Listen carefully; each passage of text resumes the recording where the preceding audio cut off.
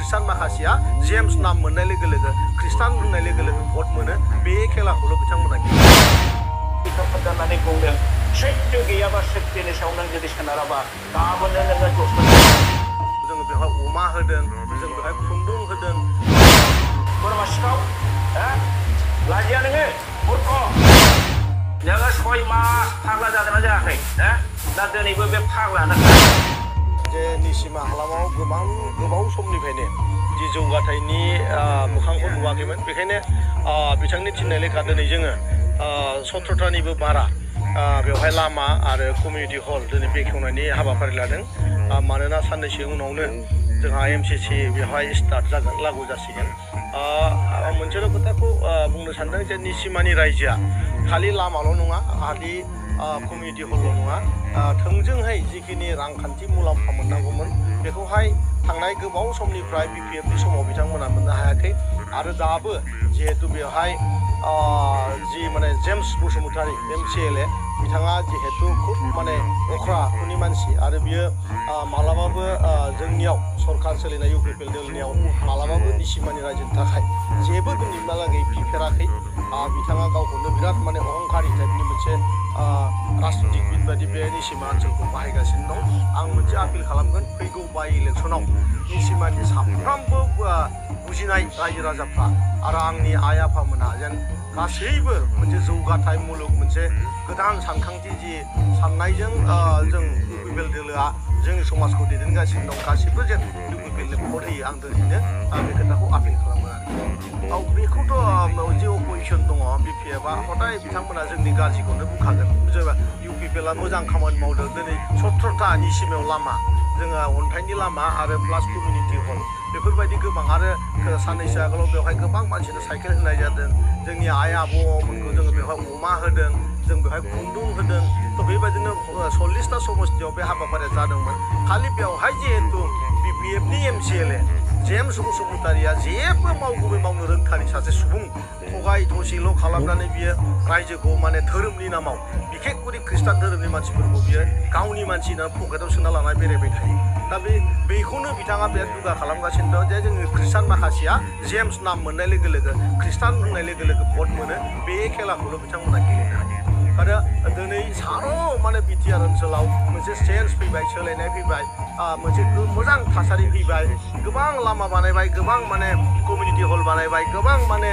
sports stadium जों बानायगासिनो दं बुंनानै फोजोबनो हानाय नङा बिथांमोननि बे भाइरेल शब्दआ बे एकदम नंखाय बे खोथायाव खुनु माने गुरुत्व होनांगौ जेबो गैया राकेश ब्रह्म लाजिया नोङो 6 मास फाग्ला जादोंना जायाखै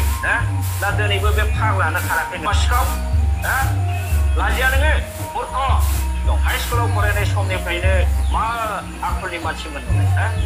आंथ' मिथिनो मोन्दों नोङो सानसे समाव क्लास 9आव फरायबा मानसिफोरनि बोरमाखौ खावनानै जानानै बुजानानै नोङो खारनानै गुवाहाटियाव थाहैदों गुवाहाटियाव बाथौफुरियाव थाहैनानै नों बाथौफुरि हाइ स्कुलनिफ्राय 3rd डिभिजनाव नों मेट्रिक पास जादों बिनि उनाव नों पान्डु कलेजाव हायार सेकेन्डारियाव एडमिसन लादों बाहायबो नोङो जावले फेल जादों उनावहाय नों न'आव फैदों न'आव फैनानै नोङो 2 नाम्बार दंफां बेफारि मावदों कमला फायखारि जादों मालाबा पुलिसजों हमजादों बुजादों उनावहाय नोङो सानसेखालि शिवरात्रि दिनाव उथा आरो गान्जा सोबनानै 6 मास नों फाग्ला जादोंना जायाखै राकेश ब्रह्म लाजिया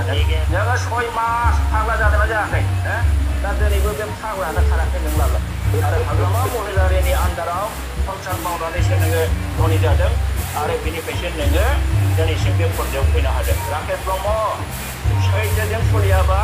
नोंनि दानि बे नोंनि राजनितिखौ खोब दफायनानै बिथा फोदाननानै बुंदों सैथो गैयाबा सैथोनि सायाव नों जुदि सोनाराबा गाबोननो नोङो दसगोन बोरमा सिखाव लाजिया नोङो जे निसिमा हालामाव गोबाव समनिफ्रायनो जि जौगाथायनि मोखांखौ नुवाखैमोन बेखायनो बिथांनि थिननाय लेखा दिनै जोङो 17थानिबो बारा बेवहाय लामा आरो कमिउनिटि हल दिनै बेखेवनायनि हाबाफारि लादों मानोना साननैसो उनावनो जोंहा MCC बेवहाय स्टार्ट जागोन लागु जासिगोन मोनसेल' खोथाखौ बुंनो सानदों जे निसिमानि रायजोआ खालि लामाल' नङा खालि कमिउनिटि हलल' नङा थोंजोंहाय जिखिनि रांखान्थि मुलाम्फा मोननांगौमोन बेखौहाय थांनाय गोबाव समनिफ्राय BPFनि समाव बिथांमोना मोननो हायाखै आरो दाबो जिहेतु बेवहाय